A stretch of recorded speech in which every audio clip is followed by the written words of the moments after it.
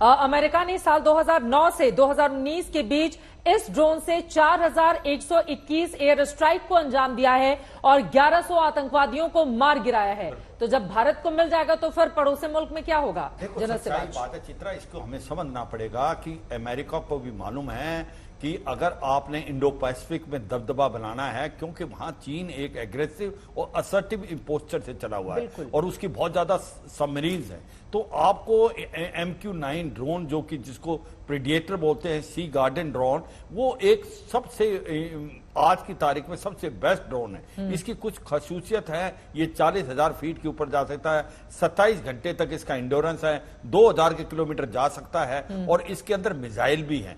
तो ये सर्वेलेंस भी करता है और टारगेट को भी हिट करता है। आप ठीक कह रहे थे कि अल जवारी जिसको मारा गया था, अल कायदा का, इससे मारा गया था। इसके बाद जो जनरल सुलेमानी है ईरान के, उसको भी इसी से मारा गया था और ओस्मा बिन लादेन को जो सर्वेलेंस किया था वो इसी से। अभी हमने 2 ड्रोन ये लिए हुए थे अमेरिका से ऑन लीज और हमने देखा उनका और वो लीज खत्म भी होने वाली है, बहुत काबिल तारीफ। अब हमने 31 ड्रोन लिए हैं, 15 लिए हैं नेवी के लिए, 8 लिए एयरफोर्स और 8 आर्मी के लिए। ये $3 बिलियन की डील है। मगर इससे होगा क्या, ये मैं बताने की कोशिश करूंगा अपने व्यूअर्स को कि देखो, इंडो पैसिफिक के अंदर मैं यहां ये बता सकते हैं, हम अपने इंडियन ओशन में जो मलक्का स्टेट है वहां से आगे तक ये ड्रोन जो है पूरे इलाके को सर्वेलेंस करेंगे।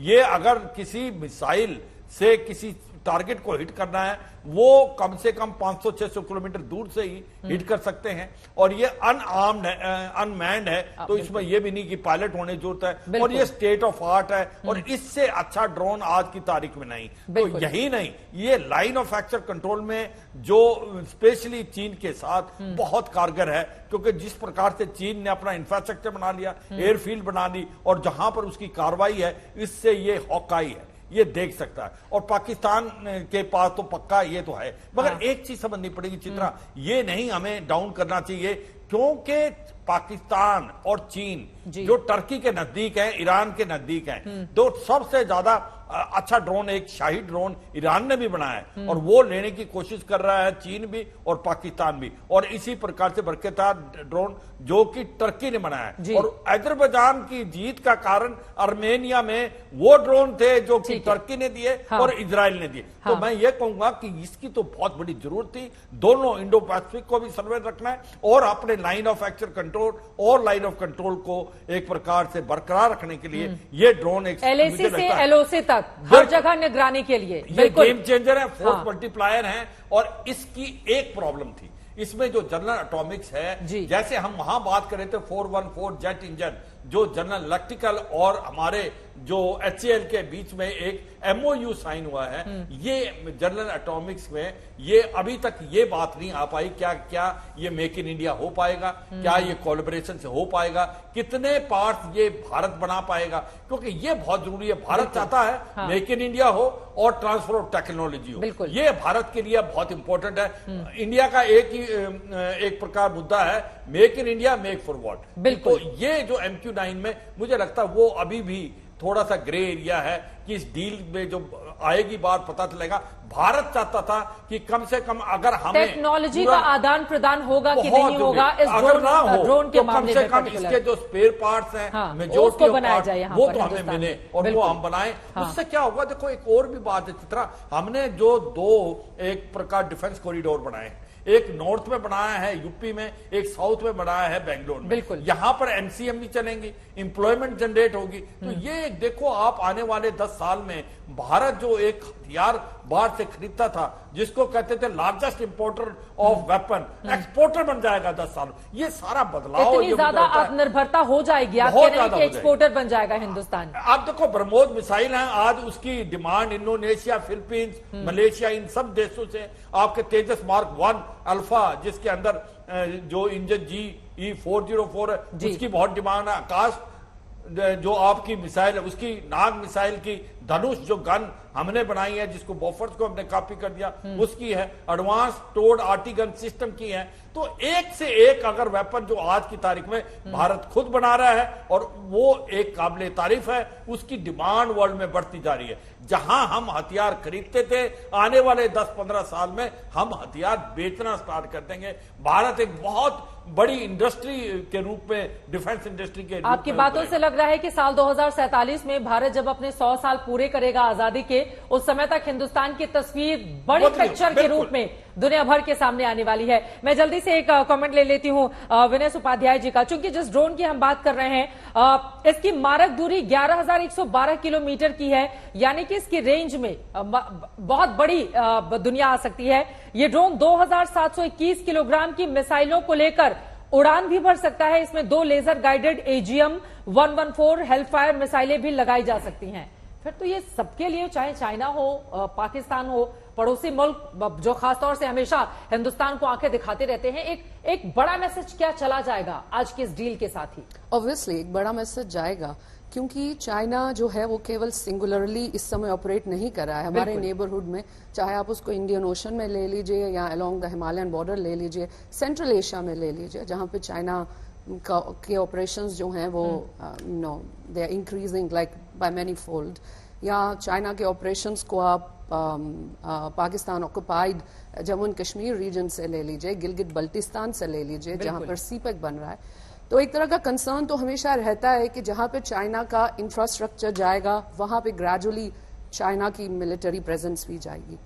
तो हमारे ईस्टर्न सेक्टर में, हमारे वेस्टर्न सेक्टर में अगर चाइना की इतनी स्ट्रांग प्रेजेंस है तो I think we have all right to do what we are doing right now. यहां पर एक सवाल और जहन में आता है चाइना के संदर्भ में। अभी जब इस तरह की तस्वीरें व्हाइट हाउस से दुनिया भर में जा रही होंगी तो फिर चाइना के किस तरह के कंसर्न होंगे, क्योंकि भारत की मजबूती इस क्षेत्र में होना चाइना के लिए एक बहुत बड़ा झटका भी है। मुझे लगता है, जब मैं इसको स्टडी करती हूँ, मुझे लगता है कि चाइना के लिए सबसे बड़ा कंसर्न इस समय है the idea of India, and that's how I study it, because the idea of India is something which is very contradictory to what China, the CCP China, the communist China, you know, is all about. जो China की आज की identity है, जो communist identity है, India उसको completely contradict करता है।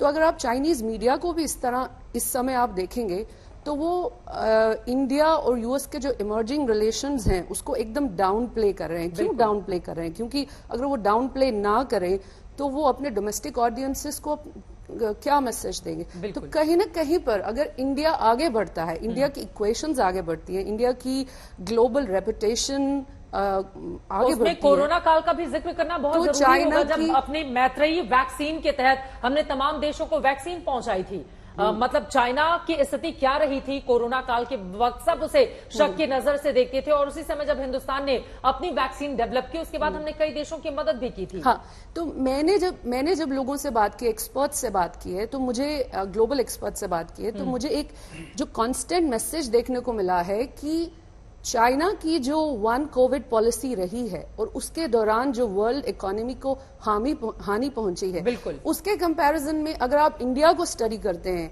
जिस तरह से इंडिया ने पेंडेमिक से डील किया है, despite everything our economy has continued to grow, despite all contradictions, we have kind of you know maintain our identity, maintain our calm, we have been what we are.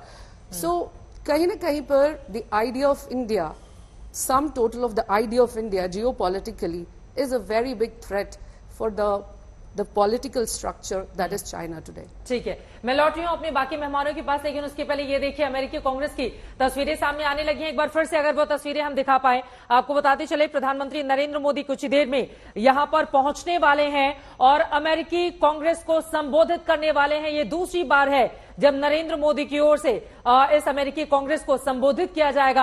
आपको बताते चले, वैसे दुनिया भर के तमाम नेताओं को अगर देखेंगे तो उसमें ब्रिटिश पीएम विंस्टन चर्चिल ने 3 बार 1941, 1943, 1952 में अमेरिकी कांग्रेस को संबोधित किया था। उसके बाद इजरायली पीएम बेंजामिन नेतन्याहू की बात आती है, उन्होंने भी 3 बार 1996, 2011, 2015 में संबोधित किया था। इजरायली पीएम रैबिन 2 बार 1976, 1994 में उनका जिक्र आता है। उसके बाद नेल्सन मंडेला का जिक्र आता है 2 बार 1990, 1994 में उनकी ओर से अमेरिकी कांग्रेस को संबोधित किया गया था। और अब नरेंद्र मोदी, प्रधानमंत्री नरेंद्र मोदी हिंदुस्तान के जो एक बार पहले संबोधित कर चुके हैं और आज का ये दूसरा मौका है जब नरेंद्र मोदी आज अमेरिकी कांग्रेस को संबोधित करने के लिए जा रहे हैं। आपको बताते चले 2 बार संबोधित करने वाले नरेंद्र मोदी देश के, हिंदुस्तान के पहले प्रधानमंत्री होने जा रहे हैं। हालांकि इसके पहले हम सभी जानते हैं कि जवाहरलाल नेहरू हो, जिन्होंने 13 अक्टूबर 1949 को यूएस के हाउस ऑफ रिप्रेजेंटेटिव को संबोधित किया था। उसके बाद राजीव गांधी ने ज्वाइंट मीटिंग की थी यूएस कांग्रेस को 13 जून 1985 को उनकी ओर से एड्रेस किया गया था। पीवी नरसिम्हा राव ने भी 18 मई 1994 को ज्वाइंट मीटिंग को संबोधित किया था। अटल बिहारी वाजपेयी पूर्व प्रधानमंत्री, उन्होंने भी 14 सितंबर साल 2000 को संबोधित किया था। डॉक्टर मनमोहन सिंह जिन्होंने एड्रेस किया था यूएस कांग्रेस को जुलाई 19 2005 में, और नरेंद्र मोदी ने उसके बाद संबोधित किया। लेकिन आपको बताते चले कि नरेंद्र मोदी दूसरी बार संबोधित करने वाले पहले हिंदुस्तान के प्रधानमंत्री होने जा रहे हैं। इसी के साथ ही ये बड़ा रिकॉर्ड उनकी ओर से बनाने जा रहा है। यहां पर ये तस्वीरें आपके सामने हैं। हमारे साथ खास मेहमान जुड़े हुए हैं। एक बार फिर से चलते हैं यूके। शिवकांत शर्मा जी, सीधे आपके पास आते हुए हम दिखा रहे हैं इस वक्त अमेरिकी कांग्रेस की तस्वीरें। मैं चाहूंगी इस पर भी जरा प्रकाश डालिए, क्योंकि बहुत बड़े बड़े नेताओं की ओर से 3 बार या फिर 2 बार अमेरिकी कांग्रेस को संबोधित किया गया है। और हिंदुस्तान की ओर से ये गर्व की बात है कि नरेंद्र मोदी इसको 2 बार संबोधित करने वाले पहले नेता बनने वाले हैं। और विश्व में भी ये रिकॉर्ड बहुत कम लोगों के नाम है। 3 बार की तो मैं नहीं जानता, शायद चर्चिल को ये मौका मिला था जब उन्होंने 3 बार दोनों सदनों की संयुक्त सभा को संबोधित किया था। लेकिन उसके बाद yitzhak रबीन ने 2 बार संबोधित किया और नेल्सन मंडेला को ये मौका 2 बार करने का मिला। और प्रधानमंत्री मोदी हैं, जेलेंस्की 2 बार कर चुके हैं। हाँ। तो चर्चिल और जेलेंस्की को आप ये सोच सकते हैं कि मैं जल्दी से यहाँ पर बता दूं, आपकी बात बिल्कुल सही है, लेकिन जेलेंस्की ने एक बार इनफॉर्मल मीटिंग की थी 16 मार्च 2022 को। मेरे पास पूरी डिटेल है उसकी, इस वजह से जी। लेकिन भारत के प्रधानमंत्री को दूसरी बार संबोधन के लिए बुलाना ये साबित करता है कि इस वक्त अमेरिका कितनी अहमियत दे रहा है भारत के साथ उसके संबंधों को। और बहुत चर्चा हो चुकी है हमारी इस चर्चा में कि इस वक्त के जो आप अपनी बात को आगे बढ़ाइए, बीच में थोड़ी सी तकनीकी दिक्कत आ गई थी। शिवकांत जी, हम लोग सुन पा रहे हैं आपको, अपनी बात को आगे बढ़ाएं आप।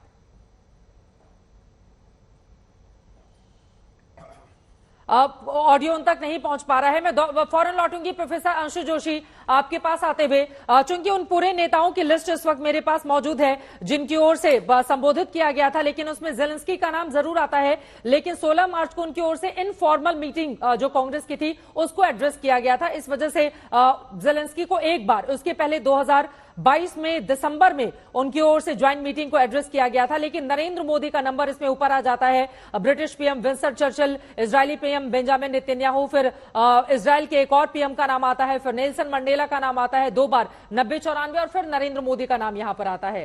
तो ये जो पल है हिंदुस्तान के लिए, ये कितना महत्वपूर्ण, क्योंकि 140 करोड़ भारतीयों के प्रतिनिधि बनकर नरेंद्र मोदी आज वहां पर यूएस कांग्रेस को संबोधित करेंगे। ये बहुत ही ऐतिहासिक क्षण है, बहुत ऐतिहासिक पल है। और हमारे प्रधानमंत्री के माध्यम से दरअसल भारत एक विश्व गुरु के रूप में आज पूरे विश्व से मुखातिब होगा यूएस कांग्रेस के जरिए। और ये मौका हमारे प्रधानमंत्री को मिला है। वो अपने साथ जिन उद्देश्यों की एक लिस्ट लेकर के गए हैं, वो पूरा एक संदेश, विश्व के नाम संदेश है, हम इसको देखें और समझें। और जिस तरह के वो एजेंडे को आगे बढ़ा रहे हैं, उसमें वो पूरे विश्व के कल्याण की बात कर रहे हैं। वो यहाँ 2 देशों के द्विपक्षीय संबंधों की ही बात नहीं कर रहे हैं, वो ग्लोबल पीस एंड सिक्योरिटी की बात कर रहे हैं, वो सस्टेनेबल डेवलपमेंट की बात कर रहे हैं, वो इन्वायरमेंट प्रोटेक्शन की बात कर रहे हैं, वो जन भागीदारी की बात कर रहे हैं। वो कह रहे हैं कि हम क्लास, कास्ट, क्रीड, रेस, इन सबसे ऊपर उठ करके सब साथ में विश्व बंधुत्व की भावना के साथ आगे बढ़ें। बिल्कुल, विश्व बंधुत्व की भावना के साथ हम आगे बढ़े, उसका संकल्प भी बीते 2 दिनों के भीतर हमने देखा अलग अलग मोर्चों पर किस तरह से एक तरफ योगा के जरिए सर्वे भवन्तु सुखिनः, सर्वे सन्तु निरामया का संदेश दिया जाता है, तो वहीं दूसरी तरफ विश्व का किस तरह से कल्याण हो और हिंदुस्तान क्या सोचता है तमाम दूसरे मुल्कों को लेकर, उसका भी जिक्र आज प्रधानमंत्री नरेंद्र मोदी की ओर से किया गया है। लेकिन एक बार फिर से आपके पास आते हुए मेजर जनरल अश्विनी श्रीवास्तव, चूंकि अब यूएस कांग्रेस को संबोधित करने के लिए जा रहे हैं प्राइम मिनिस्टर, इसको कैसे देखा जाए और किस तरह के संबोधन की उम्मीद है? हालांकि हमने सुना जब वॉशिंगटन भी वो पहुंचे हुए थे, जब व्हाइट हाउस, तो वेलकम स्पीच उनकी ओर से जो दिया गया या अंदर जाकर साझा बयान, लेकिन जब वो यूएस कांग्रेस को संबोधित करेंगे किन किन बातों पर जोर होगा? देखो चित्रा, एक तो पहले हमें ये भी समझना चाहिए ये एक स्टेट विजिट है, बिल्कुल, और ये सबसे उसमें होता है बायलैटरल विजिट, मल्टीलैटरल विजिट, एक होता है ऑफिशियल विजिट, एक स्टेट विजिट। जो स्टेट विजिट है वो नंबर 1 होती है, उसके अंदर प्रोटोकॉल सारे फॉलो, अगर आप देखें जिस प्रकार से प्रोटोकॉल फॉलो किए जा रहे हैं उसमें ऐसा लगता है कि भारत और जो अमेरिका है उसके रिलेशन में बहुत बड़ा बदलाव आया है और बहुत ही नजदीकी आई। अब जब बात आएगी यूएस कांग्रेस में बोथ हाउस में बात करने की, तो ये सच्चाई है, जो पहली बार भी किया था वो भी एक प्रकार से हिस्टोरिक इवेंट था जो प्रधानमंत्री ने कहा था। उनके 4-5 पॉइंट हैं जो उन्होंने अभी फिर बोलने हैं। एक तो कहीं ना कहीं वो टेररिज्म के बारे में फिर बताएंगे कि ये है, एक कहीं ना कहीं यूनाइटेड नेशन सिक्योरिटी काउंसिल के बारे में बताएंगे, जो पॉइंट बायलैटरल टॉक्स में भी आया है कि एक कैसे हो सकता है कि जो largest democracy of the world, जो सबसे ज्यादा कंट्रीब्यूटर है यूएन पीस कीपिंग फोर्स में, एक 4th largest defence force, 5th largest आपकी इकोनॉमी, आज वो यूनाइटेड नेशन सिक्योरिटी काउंसिल का हिस्सा नहीं है। कहीं ना कहीं UN security council require a change, ये भी बात आएगा। क्लाइमेट चेंज के बारे में वो बात करेंगे।